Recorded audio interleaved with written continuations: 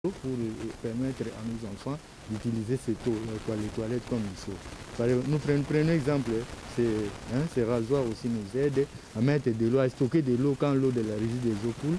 Nous mettons de l'eau là-bas, nous stockons, et puis quand les enfants arrivent, nous mettons ces eaux dans le seau et puis ça libère ces seaux. Voilà. Grand problème, il n'y a pas de chasse. Chaque enfant doit verser, mais moi je ne vois pas les seaux, je ne vois pas là où... D'habitude nous avons des seaux, nous mettons des seaux à disposition des enfants, mais ce n'est pas bon.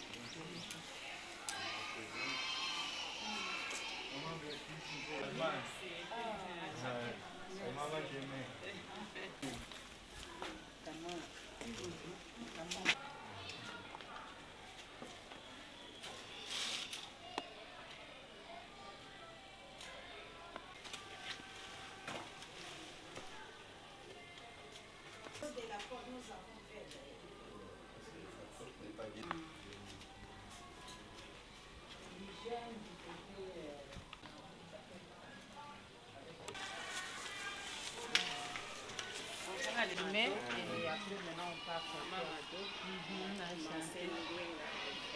on va juste sélectionner juste deux salles. Deux salles,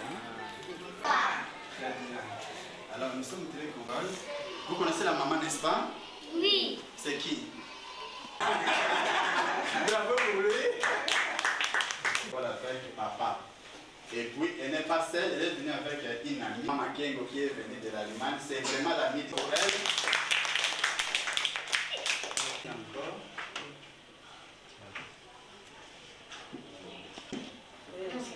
Yannick.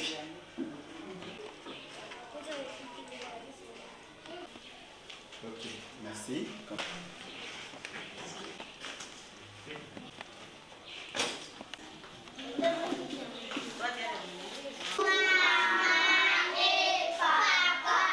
Merci beaucoup, c'est je vous présente maman promotrice. Vous la connaissez, elle est venue de l'Allemagne. Nous pouvons les acclamer très fort. Au revoir.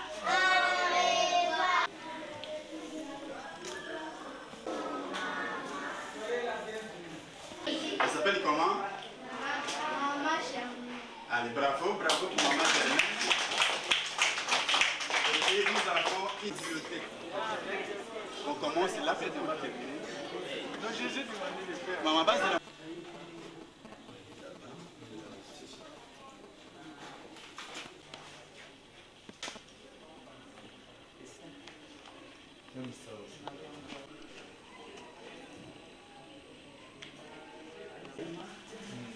Merci beaucoup.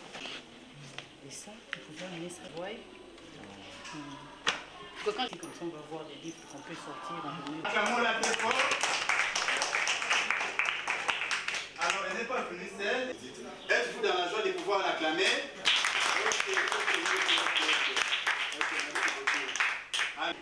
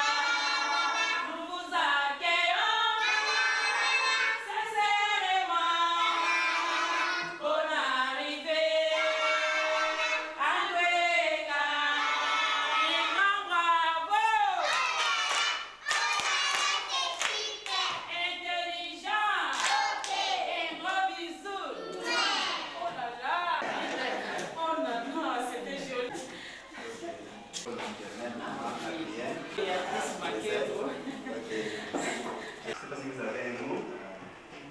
Ouais.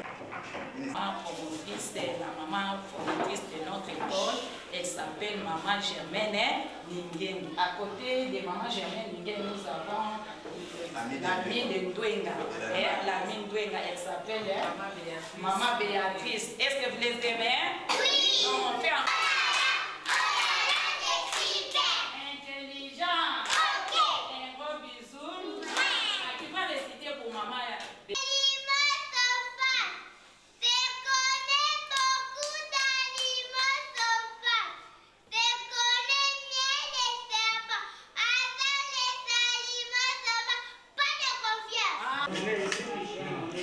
Ce sont les collèges, hein? Les garçons de l'autre côté. Hein? Ah, c'est bien.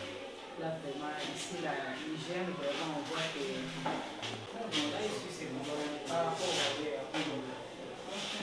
Il y a les pièces de l'échange, du manque. Et puis, il y a les lits, les malades. Il n'y a pas de matelas. Il n'y a pas de matelas. Ici, il y a pas de matelas. Il y a une classe. Nous avons les amis.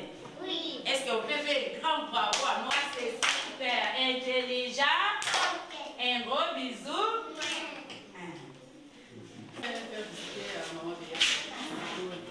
Nous avons connu le projet. Lorsque vous avez une famille nombreuse, depuis tout le monde, lorsque vous commencez à... C'est une salle que j'aimerais moi-même expliquer la genèse de la maternelle de Ndouenga. C'est une salle qui est très grande, bien appropriée pour les enfants et j'aimerais bien que les enfants soient ici. Mais pour le moment, je ne sais pas parce que je dois vraiment pouvoir retaper toute la salle. Comme vous remarquez, par exemple ici, j'ai du triplex. Mais je dois repeindre, il y a des choses que je dois faire. Alors, c'était au départ, là-bas, la classe des grands, c'est-à-dire des enfants de 5 ans. Ici, la classe des moyens, des enfants de 4 ans.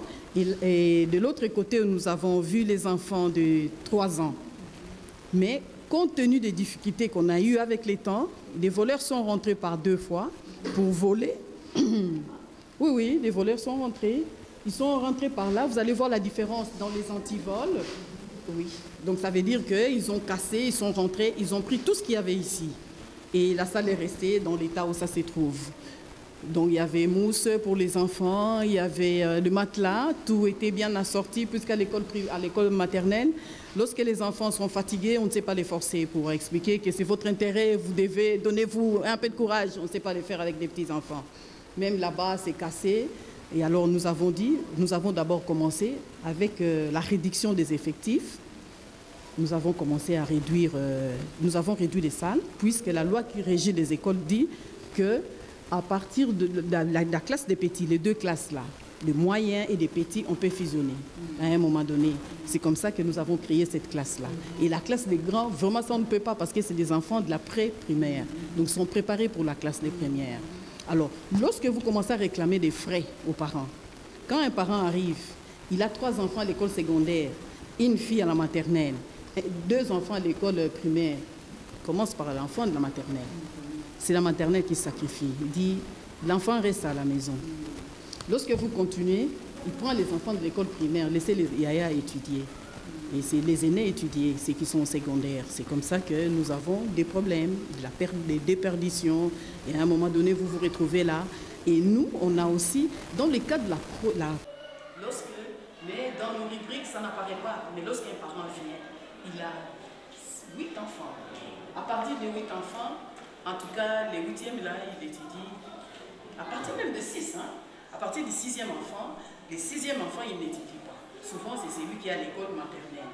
Et c'est comme ça que l'école maternelle est en souffrance. À partir de 4 enfants, les 5 enfants, c'est lui de la maternelle aussi qui peut étudier sans payer. À moins qu'il ait les 5 enfants à l'école secondaire, les 5e, quand il est dans la classe la plus petite, c'est celui-là qui ne paye pas. Et ainsi de suite. Vous avez 15 familles. Et nous, on aime bien avoir des familles nombreuses. Pourquoi? Quand ces familles-là arrivent, quand un parent vous promet et dit « j'ai 10 enfants », il amène 10 enfants. Et vous lui accordez l'avantage. Oui. Et ils cherchent des écoles où ils peuvent tirer n'importe quel avantage. Mais lorsque ces avantages ne sont pas là, ils ne vous amènent pas les enfants. Donc c'est un point aussi qui fait que l'école maternelle souffre. Et souvent on ne se rend pas compte, mais la maternelle est en train de mourir. Pourquoi la maternelle est en train de mourir? Parce que nous avons vu les parents sont en difficulté, Mabé a dit, vous avez vu ce que vous avez vu, vous aurez encore à voir. Mais rentrez dans le quotidien du Congolais, lorsqu'il a des enfants, il met des enfants, la volonté de vouloir payer, mais lorsqu'il met les enfants à l'école, et que l'école ne chasse pas, il n'y a pas de problème, les enfants vont, quand tu ne chasses pas, tu n'as aussi rien. Mais lorsque je chasse, une maman qui veut faire étudier son enfant, elle rentre dans ses pagnes, elle prend les pagnes, elle va dans Bokanzoto, et au marché, elle vend. Et qu'est-ce que vous proposez de faire? La salle soit vraiment accueillante pour les enfants, un tableau noir, et tous les tableaux qu'on peut mettre, et prendre tous ces dessins-là, par exemple. C'est comme une salle de classe. La remettre comme salle de classe, qu'elle soit accueillante pour les enfants. Mais la classe de moyens. Et qu'est-ce qui manque maintenant pour ça? Maintenant, là, il faut l'équiper, il n'y a pas de chaises, il n'y a pas de petites tables pour les enfants, et les fenêtres. Oui, c'est ça. Alors, pour tout ça, la peinture, on doit refaire les fenêtres, les octivones, vous voyez bien que ça n'existe plus. Donc, c'est-à-dire, dans cet état, lorsque même les enfants à l'école maternelle, ils doivent voir, ils doivent observer, nous avons besoin de cette illustration dans l'état, au mur. Mais lorsque nous le faisons, on vient, on rentre par ici, on vole. Et j'ai l'étalage ici à l'école maternelle. Donc, chaque enfant savait que les canettons sont là. Les poussins sont ici à cause. Parce que il fallait qu'elle ne lève pas ici. Les cris de détresse, qu'on ne lève pas. Je m'appelle Michel Biassile Kovilo. Je suis élève au complexe scolaire Ndwenga, en 3e littéraire. Je remercie l'ONEP pour tout ce qu'ils font pour nous jusqu'à présent. Et nous sommes satisfaits et Dieu va les récompenser de tout ce qu'ils font pour nous. Merci. de faire un tour au bureau.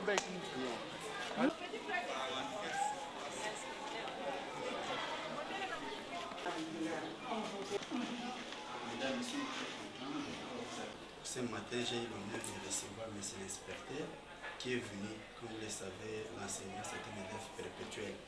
Il a toujours besoin d'être recyclé, surtout que la pédagogie, c'est une science qui est beaucoup plus dynamique à l'air. C'est ainsi que j'avais eu l'honneur de recevoir M. l'inspecteur. M'encadrer d'abord, moi, en tant que chef d'établissement, et à mon tour, je vais restituer l'encadrement au page. Je ne sais pas si M. l'inspecteur qui est ici avec nous ce matin. Le conseil des pédagogues engagés, qui est une ONG à caractère scientifique, et qui est en partenariat avec le complexe scolaire de Ndwenga, avec l'ONG OMEN